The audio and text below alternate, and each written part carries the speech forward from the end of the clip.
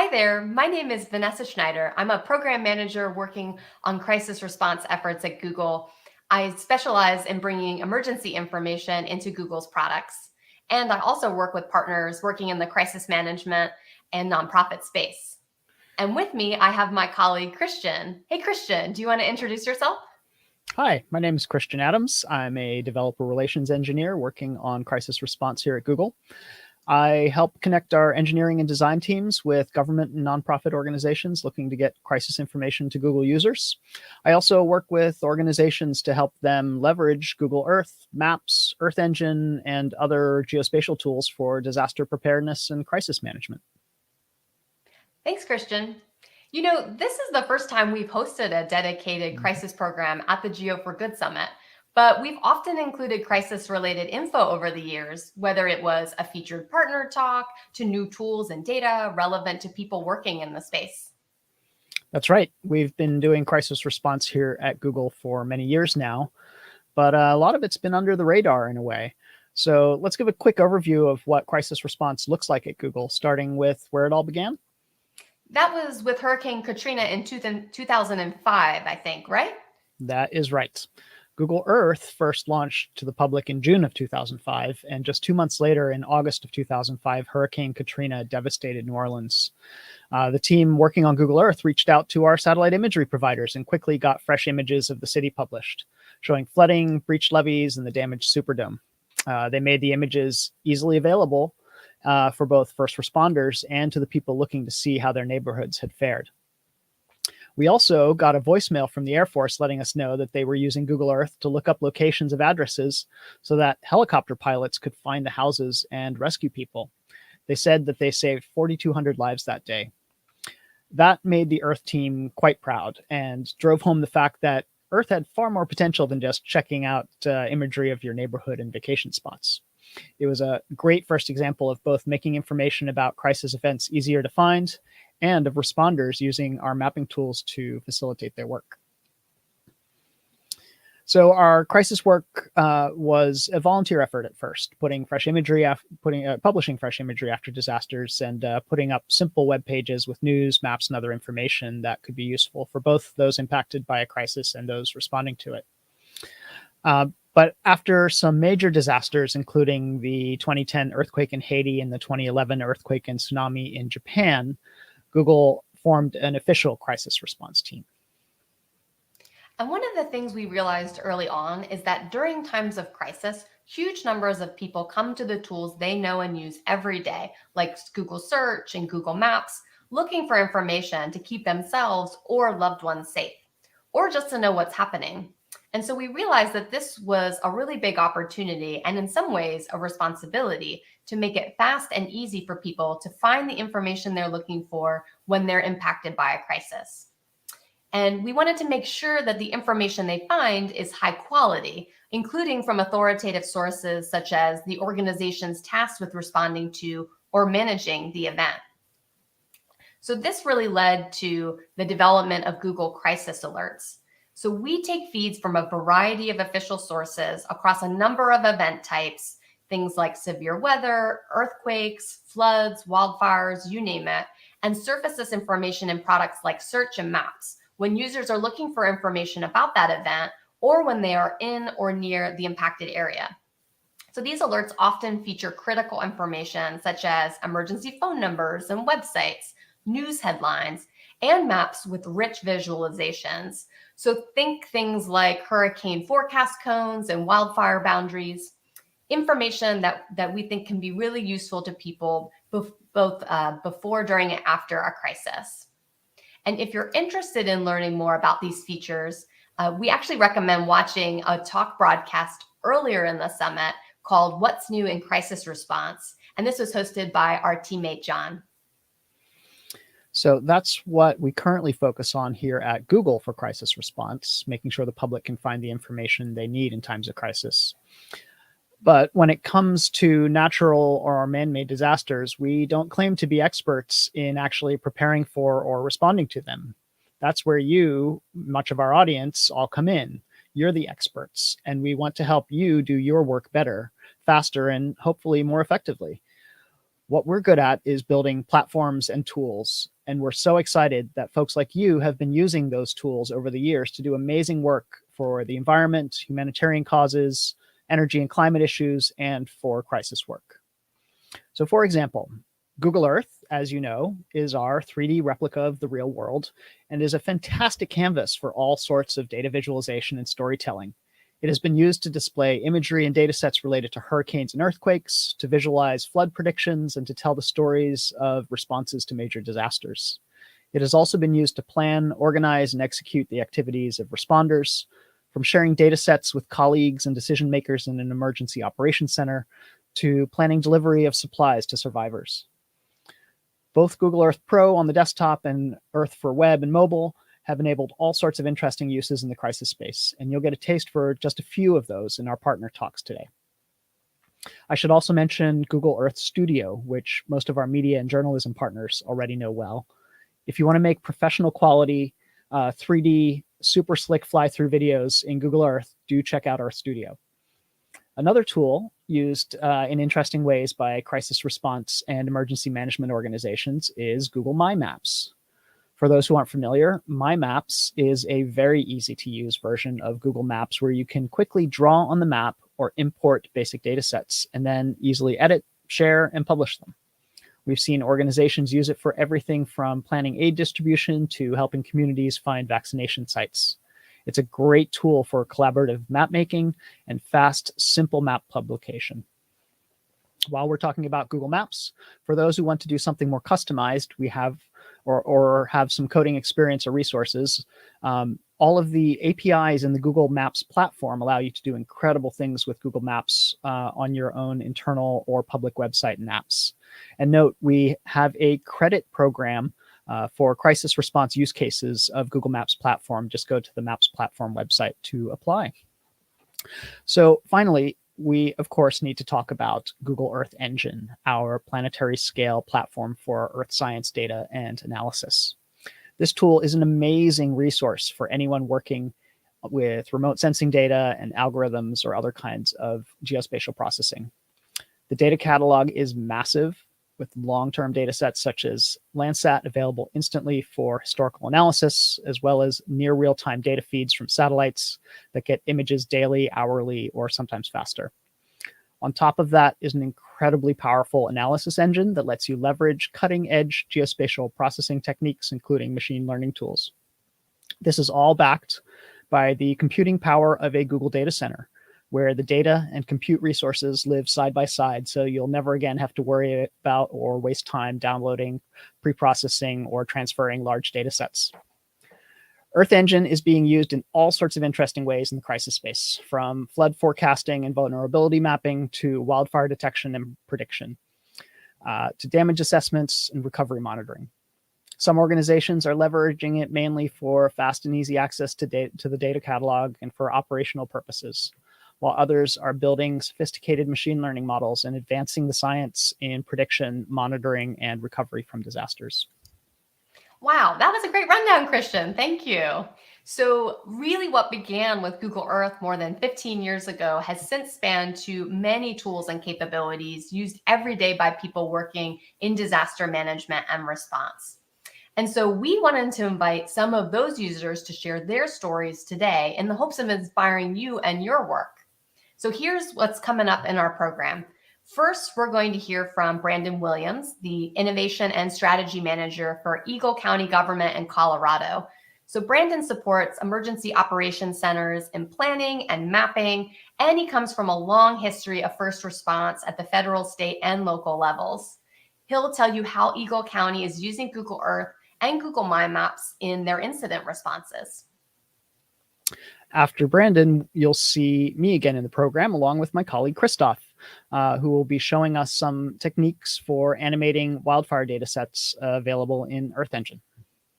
And then after Christian and Christoph dig into Earth Engine, we'll hand the mic over to several of our partners to talk you through a variety of ways geospatial technologies can help in your crisis work.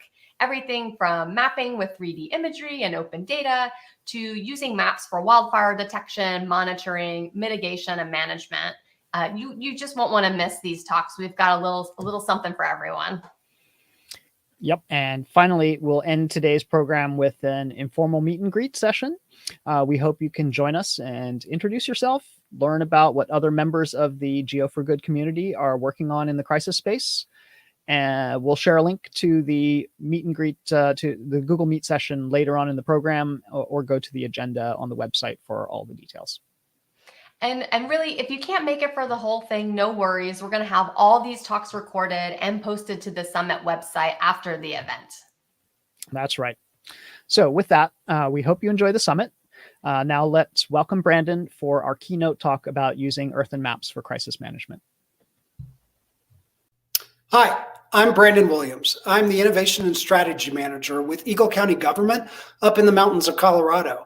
And today we're going to be talking about our use of Google Maps, Google Earth, inside of our Emergency Operations Center, as well as our incident response teams. And so when I say Eagle, some people who aren't familiar with exactly where Eagle is, if you're familiar with Vail, Colorado, or Beaver Creek, the ski resorts, that's where the county is that actually those ski resorts sit in. But it's much larger than that. And I'll talk a little bit about Eagle County and our demographics and layout here in just a second. But today's going to be really simple. We're actually going to look at the Emergency Operations Center process, and we're going to talk specifically about how we use Google My Maps for public information, and we use Google Earth for internal or EOC information. Now, there are a ton of amazing presentations that are going to take place during this conference, and a lot of them will go way more into depth on the actual specifics of the tools. What I'm really going to do is step back and talk about how we use them, and more importantly, why we use them where we do in our protocols. And then at the end, we're going to talk a little bit about scars and smiles, some of the things that worked, some of the things that we're still working on. And then at the end, we'll leave some time for questions. All right, so Eagle County, Colorado. We are rural because we don't have any major metropolitan areas. We are up in the mountains. We've got 54,000 full-time residents, but our residential population fluctuates quite a bit when you add in second homeowners who come and stay. And then particularly because we are an international tourist destination, our population on the weekends or when we've got big events like GoPro games or, the World Alpine Ski Championships, our populations can swell to north of 250,000. We cover a very large area, and probably the most well-known part is our alpine part. That's on the eastern side of our county, and it sits just down from the Continental Divide, and it's a high alpine environment, goes up to 12,000 feet. Lots of ski resorts, half the year's covered in snow. But then on the western side of the county, our elevation goes way down. We actually go down to about 6,000 feet, and it's a much more agricultural and more of a ranch-driven economy. So we're tourist-based, agricultural. We've got a huge service industry. We've got one major road that goes across, and that's Interstate 70. So Interstate 70 is the major thoroughfare, both for interstate commercial traffic, for tourist traffic, for getting around the county and local traffic. And it is a community where the mountain bikes and the skis that are on top of the vehicles are probably worth 2 or 3 times the amount of the vehicle underneath. And so we're a very small community, a very tight-knit and close community. And as we go through the use of maps, I'm going to throw out some comments like, this needs to be easy enough for my mom to understand it. And for me, that actually has a legitimate personal impact. As you can see on the screen, I've got that yellow arrow. Just over that ridge, a couple of miles, my mom and pops do live. And so when we talk about creating maps and making products that speak to our public and people who are being impacted by incidents, for me, that is literally talking to my mom. It has to be easy enough for my mom to understand it because she's going to use it. So with that, we have a pretty robust EOC. Our Emergency Operations Center, or EOC, is largely virtual. Again, half the year we're covered in snow. It's hard to get around. We have huge incidents that take place across that wide geographic area. And so our EOC, when we had the opportunity to start to rethink what an emergency operations center looks like, in my pre-Colorado, pre-Eagle days, I was at the State Emergency Operations Center. And I had started CO Emergency, the social accounts for the State Emergency Operations Center. And when I did that, I bought a small business account when I was securing the URL. And that small business account came with Google Apps. And so it took us about 20 seconds to figure out that things like Blogger, Google Documents, Google Sheets, Google Maps were incredibly powerful, that we could bring into an incident and make a real positive impact with the collaboration. And so in time, the state of Colorado also went Google based. So that's the state of Colorado's office productivity system, as it is in Eagle at the county level. But we took the opportunity to sit down and rethink an EOC. If you were to build it, what would it look like today? If we go back just a few years ago, the assumption has always been in emergency operations centers that everything has to be reduced to paper. If you lose power and you still have to do a response, everything needs to be on paper. And while that's true, over time, one of the things that happens is those 3-ring binders with all those papers simply gather dust at the back of the room.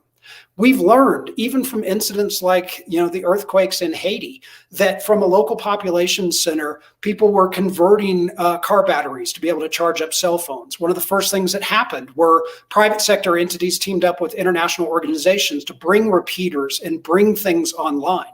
We were getting information from social accounts. We were watching universities stand up needs and gaps assessments where people could report what was happening. So when it came time for us to rethink an emergency operations center, we wanted to make it simple, mobile first, and interoperable.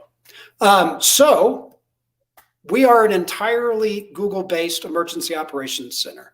And effectively, we've reduced emergency operations to just 4 key components. We look at Google Drive for all of our documents. We use, obviously, Google Docs for our situation reports. We use Google Maps for public information, for emergency information, for the incident commands, for internal information. We use Google Chat to be able to go back and forth as developments are occurring. And so with that, we've been able to set up templates and a response process that incorporates all these products. And one of the most important cores of that is going to be Google Maps. So we definitely use Google Drive to house all the documents and related response items. Here on the screen, we've actually got a situation report. So we use Google Docs because we can reduce incident information sharing to a single document updated in real time in a collaborative process. We can share it with hundreds of partners that include from the federal level type 1, type 2 teams, to the regional type 3 teams, to the state partners, to our regional partners, as well as our local emergency government, all the emergency support functions, as well as first responders. We can have everybody in a single document that's being updated in real time. That makes sure that we have a single source of truth for all incident information. We obviously use Google Chat, and that's how we go back and forth when things are developing. In fact, Birch is one of my good friends, but he's also the emergency manager. And we have heavily vested in creating policy groups, chat groups for our emergency support functions, chat groups for external partners. And it's one of the core ways in which we can use a text-based environment to go very quickly back and forth during a developing incident.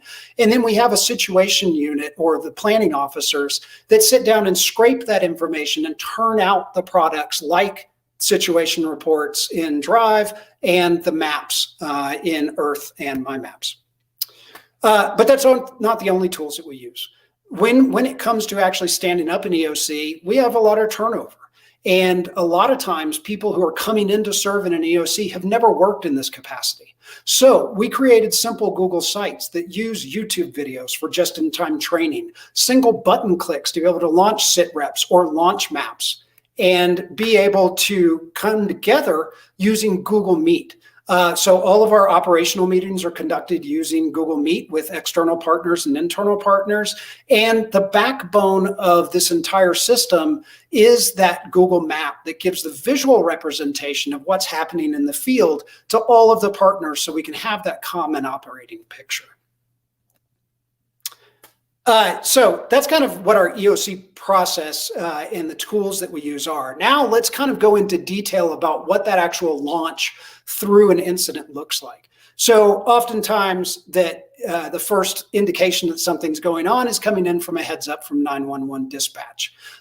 When that notification occurs, and we have a rotating list of people that are on call to be able to field the 911 dispatch heads up, there are a couple of things that happen. First and foremost, we set up that situation report. We go and we create that Google document to start capturing information at that point from 911 dispatch so that we can accommodate all of the inbound information into that single source of truth.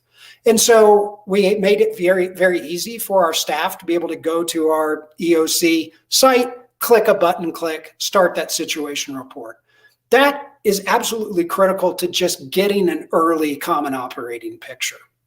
But the second thing that happens is we start, once that situation report is done, is that we start collecting that information and distilling it into the community lifelines, like Homeland Security and FEMA, the Federal Emergency Management Agency, have spelled out.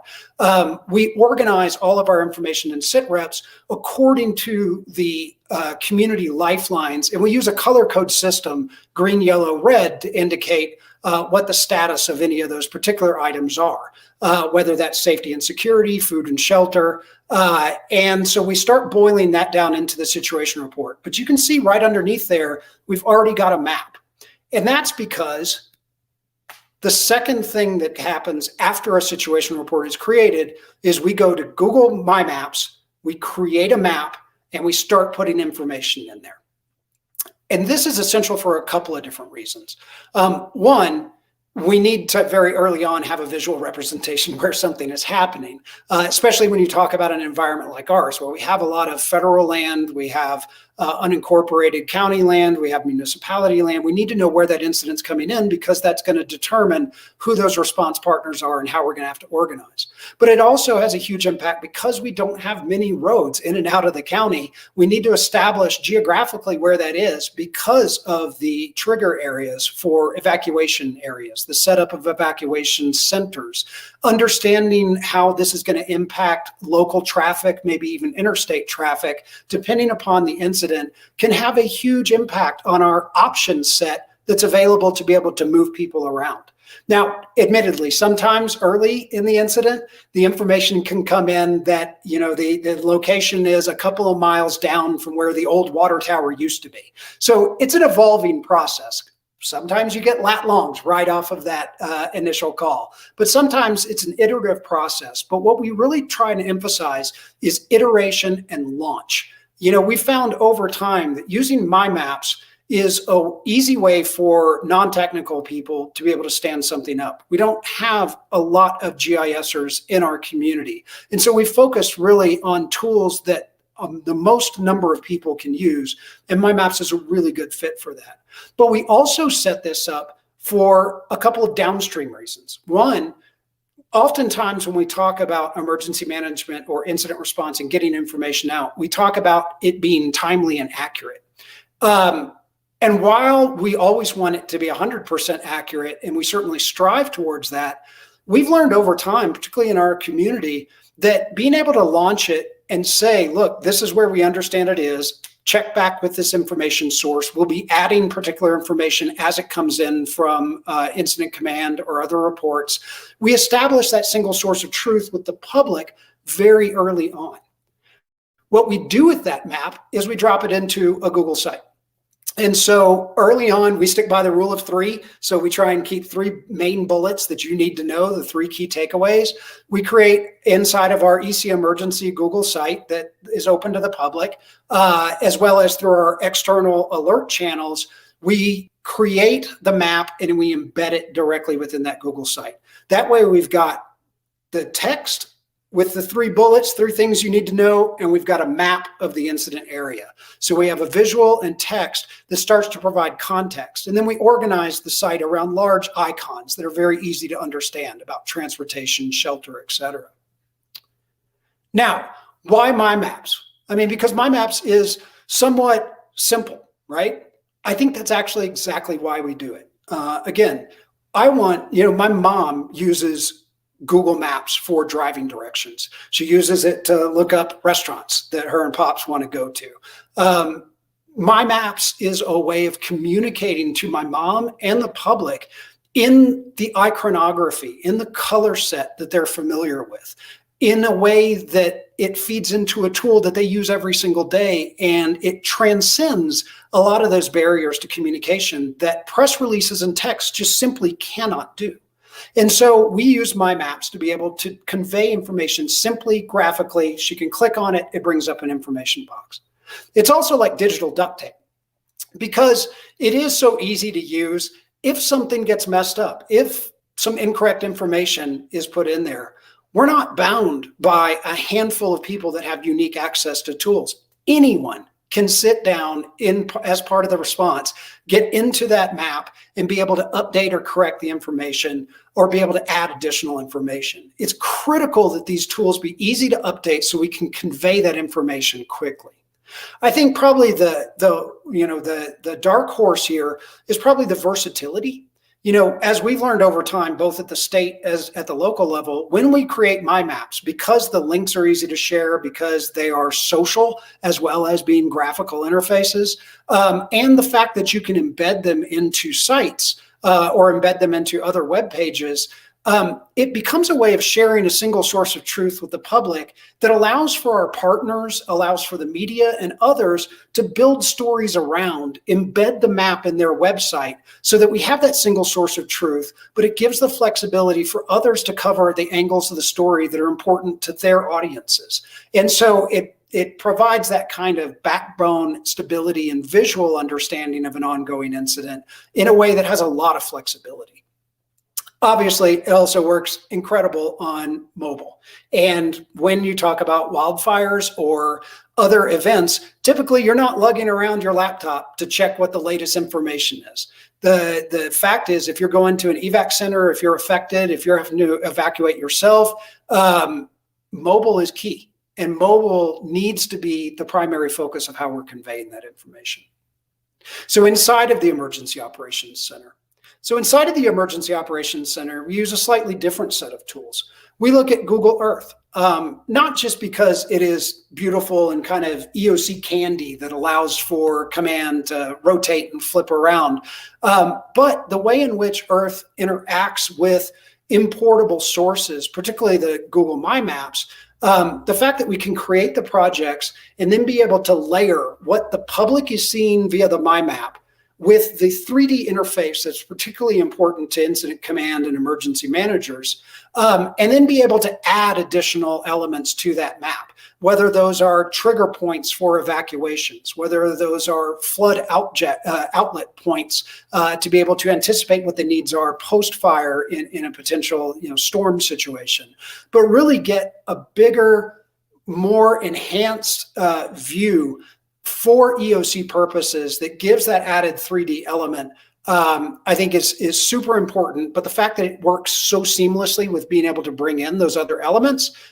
is really what makes it critical for us. Now, I caution to use the term web mapping service because that's not what we're really doing, but we do and have spent a lot of time focused on Google Drive and understanding the file types that work best with My Maps, with Google Earth, working with our GIS team to be able to pull together resources like pre-evacuation, predetermined evacuation zones or critical infrastructure layouts.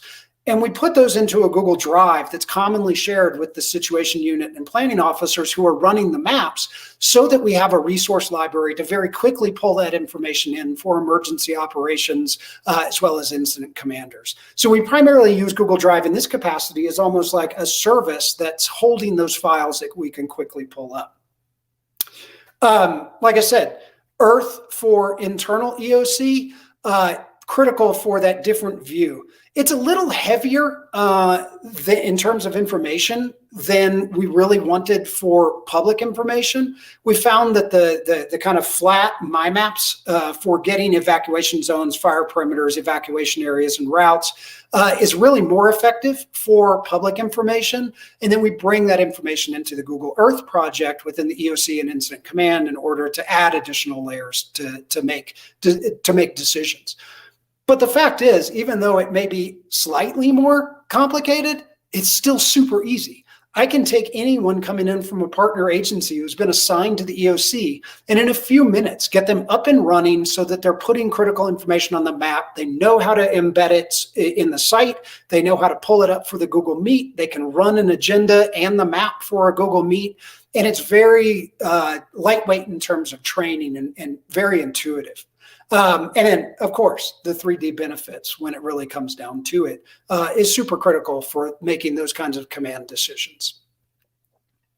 So scars and smiles.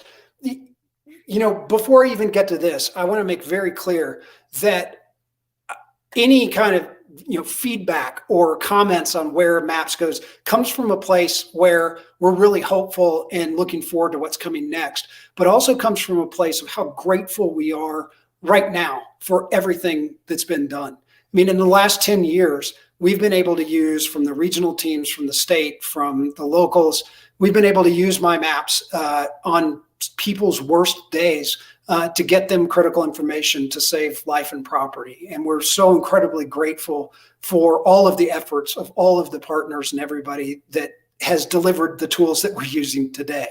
From a smile perspective, speed. Like I said, iterate and launch. Even in emergencies where that gut is to make sure it's 100% accurate, it's super critical that you get out in front, create that common operating picture and that single source of truth, even to establish the credibility that, hey, we don't have this information yet. This is where it's going to go when we get it. I think the reach, the fact that you have the force multipliers of the embedding, the link sharing, the ability to add other partners to come in and help manage and be able to use it for social and in websites. I just think it's very flexible and versatile. And again, it's digital duct tape. It's easy. It's easy to update. It's easy to fix. It's easy to maintain. That single source of truth, of course, is the common thread. And then again, I think that Maps, particularly MyMaps, because they're in that common iconography, it transcends language. Press releases are really great for detail. Bullets are really great. Meetings are really great. But visuals still are how we operate. It's how we process information. It's how we understand context and a developing situation relative to us. And I think Maps is a way of bridging a lot of those communications challenges to pull that together. I think from the more challenge or scar side, the accounts used. We've had times where people have inadvertently set something up on their personal Gmail versus their county email. Over time, we've developed a practice where we use generic emails to start that up. But that really wasn't a practice that we developed initially. That was something that came out of just experience. I think revision history, the ability to time slice and go back, or be able to write things like app scripts, like we can do for the SITREP. The SITREP, we write an app script that captures a PDF of that situation report every 12 hours. And that goes on during the incident. So we don't have to think about saving. We've got that picture, that snapshot in time. I think the layering and other limits in MyMaps particularly can be a challenge, and understanding what works, what doesn't, what the file sizes are. That was something that we worked really hard with our GIS team over time, but I'd love to see some more flexibility built into that. And then the last part is MyMaps work because they're predicated upon distribution, meaning that if you build it, they might not come. You still have to do the extra effort of establishing the social channels, knowing what the community groups are, how you intend to use digital products, and where you're going to place them from a communications officer standpoint. But MyMaps is still a single point that you have to solicit people to come and look at. And I guess that leads to kind of my first thought. If I'm to look over the horizon at where I want this to go, one of the more exciting things that has happened recently has been the Maps team engaging in things like bringing COVID information even down to the local level directly within Maps, bringing in fire perimeter information.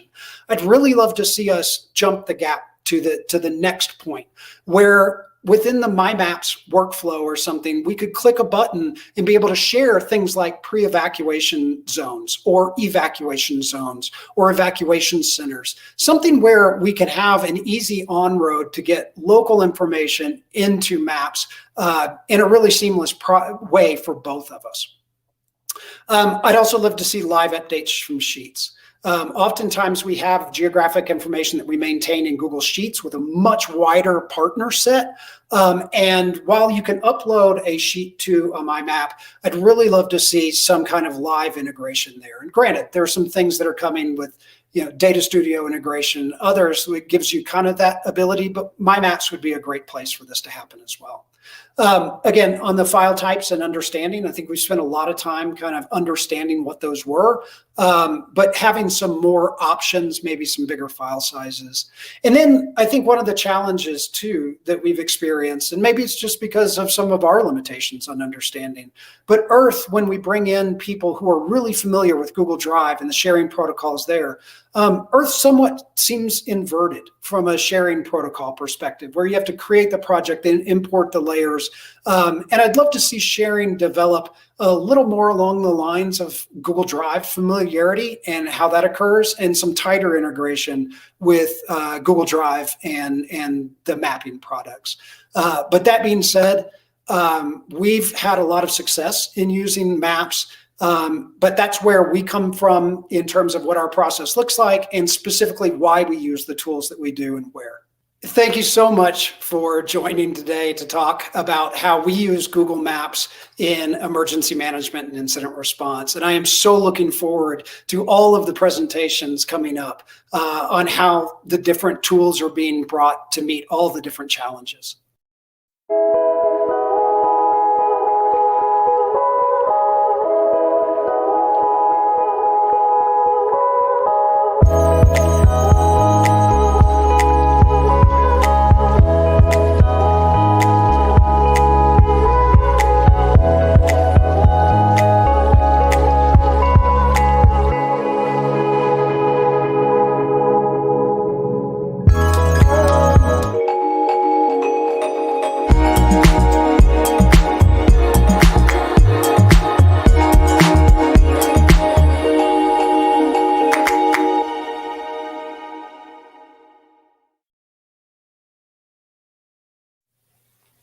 Hi, everyone. Christian here again. I'd like to welcome back Brandon for our live Q&A session. Welcome, Brandon. Hey. So that was fantastic. Thank you so much. It's really inspiring to see how some simple tools can make a big difference in crisis management and communication. And thank you for all the candid feedback. It's one of the things that we really love about Geo for Good, being able to share that kind of feedback directly from power users like you back to our engineering team. So thanks for that. But first, how are things in Colorado this week? You guys have any snow up there yet in Eagle County? Yeah, all good. Yeah, we've got actually a good base going from 10,000 feet and above, and starting to get some in patches below that. So ski mountains are open, and yeah, everybody's excited about a big season coming. Awesome. That's great. So Brandon, during your talk, our audience has been asking some questions, and we're going to get to answer those. For everyone watching, it is not too late to ask questions. Please just scroll down right below the video where you can submit your questions, and we'll do our best to get them to Brandon. So first, let me ask you an easy question. Since you make such great use of My Maps, I wanted to see if you're aware of the new feature where you get the ability now to add your name and your profile pic to a map that you publish. Part of this is to help authorities, make sure that people know the map is coming from an authoritative source. Do you guys plan to use that? Yes, absolutely. It's such a small but important feature. We've talked about before the fact that My Maps allows us to be able to publish a map in an official capacity, but more importantly, it's like throwing, it's an accelerant, because the map can be embedded in other sites. So when you're talking about media or partners taking the map, embedding it in their page, and then being able to tell their own story or their own talking points around that, I think this feature is unique because it's going to be able to still even more reinforce that official source of truth of the map in a way that still allows people to tell stories that are important to their audiences around it. So yeah, it's a small but huge feature. I'm excited about it. Excellent. Looking forward to seeing how you use it. Good. So let's see. I have a question here. Do you have an example or case study, any recent events where My Maps really worked for you guys, as a publishing tool, or a case where you got some feedback from somebody affected by a crisis event? Yeah, it's a good question. Actually, I'll field the second part of that first, because we both do situational awareness in terms of sending information out, but we also, of course, have maps in our situation reports and our websites that we run for emergencies. And oftentimes I'm looking out to make sure that our messaging is impacting or resonating. And every once in a while, one pops up, that reminds you that it's not just going out into the ether, that real humans are looking at it. The first one was, we had a wildfire, and it was a good distance from this guy's house, but he had taken a picture of him. He had, in the response of owning the situation, then the parts that you can control, this guy had lined up every single hose that he had and had it shooting all across his lawn, across the building, and he took a photo of this water feature that he now built in his front yard, up over the horizon with the flames on the roof, flames up on the ridge line. And it made the comment that, downside might lose house, upside, water's finally getting, some good water. I'm always appreciative of somebody who can, have humor in a situation like that. That's very scary. But on the other hand, we've had other ones like Lake Christine fire. We had 11:30 at night, wind patterns shift, fire comes back down the mountain towards a residential neighborhood, and we were updating the My Map, sitting in the EOC, listening to fire and law go door to door to actually get people out of their homes and move them. So we were updating the evacuation specific areas as they were doing that. And the next morning, after that had calmed down and we'd stopped it, I woke up and just checked to see what was happening. I was able to grab the imagery off of the overflight that had happened while the plane was still in the air, get the perimeter up on the My Map so that we had the latest information. And as I went out to go look, somebody had actually taken the satellite background on our map and had shown where the fire perimeter was and had circled their house. And they were so grateful that they had some indication that their house was saved. And in that case, we were actually able to stop it right at the backyards. And that was a very human reminder that it's not just, binary or maps going out, that it was very human. And there's a number of situations, everything from, organizing search and rescue teams, and some of the stuff that doesn't always go public, the stuff that we use internal for search grids. And and especially like we had a gas leak and unfortunately a house explosion that wasn't too far away from a school. And in that case, we had a map where I'm a parent. Yep. I know how scared I would be if I was trying to, go pick up my kid at this school around an area that's still an ongoing incident. And in that case, we were able to give driving directions for parents around the area to the school to get their kids. So got it. Yeah, that's great. So we actually have a question here from the audience for you from Raj. Thank you for the question, Raj. It says, do you have any issues where the imagery is old and does not show areas where changes have happened? Yeah, certainly. The different times at which the satellite images update and reuse as backgrounds, it doesn't affect us from an operational sense too much on incident response or emergencies, because oftentimes when we're looking to publish the map and use that as a communications tool for an external audience, we're really keeping it in that very basic map form, the same one that you're going to land on when you go to Google Maps for driving directions. I mean, again, it's my mom, and she's not going to look at a satellite image. She's going to go. And so the changes there aren't as dramatic, but certainly from an internal EOC perspective, we add a lot of features that we know if the image is somewhat outdated, and it makes it very easy for us to actually fill in that information, at least until we have better imagery. Yeah. Sounds good. Yeah. And I'll just add to answer that,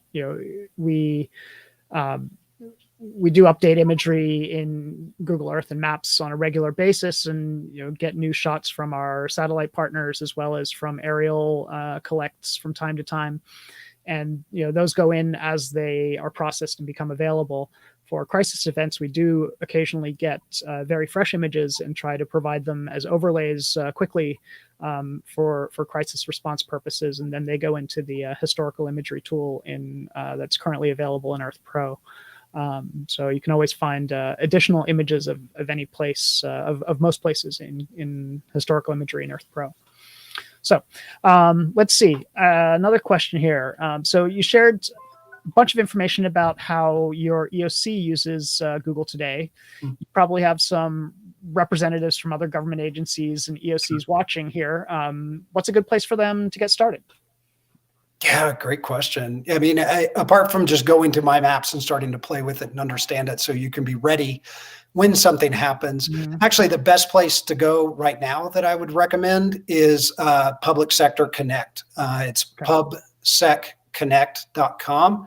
And why is because we've started a community of government, public sector employees, both from government and EDU. And from the government side, it's municipal, local, state, and federal.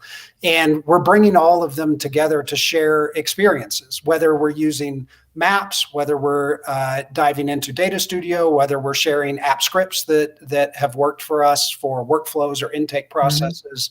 And so PubSec Connect is a place to go, not only to learn what's happening in emergency response and public sector with Google tools, but maybe more importantly, it's to connect with your colleagues or peers that are in other agencies who are doing the exact same type of work, some of which have been on Google for a decade. And it's we're not profit making from the public sector side. There's a wealth of no cost, easy to adopt, click, customize, and deploy solutions generated by public sector users. Cool. That's a great place. And community advisors are there. So if you have questions, they're glad to jump on a meet and actually go through and even just sit there and say, yeah, that's a challenge. How do we do it? Let's put a link to that in the resources doc. We're almost out of time here, so we got to wrap it up. But thank you, Brandon, for joining us. That was absolutely fantastic. And thank you to all the participants for the questions.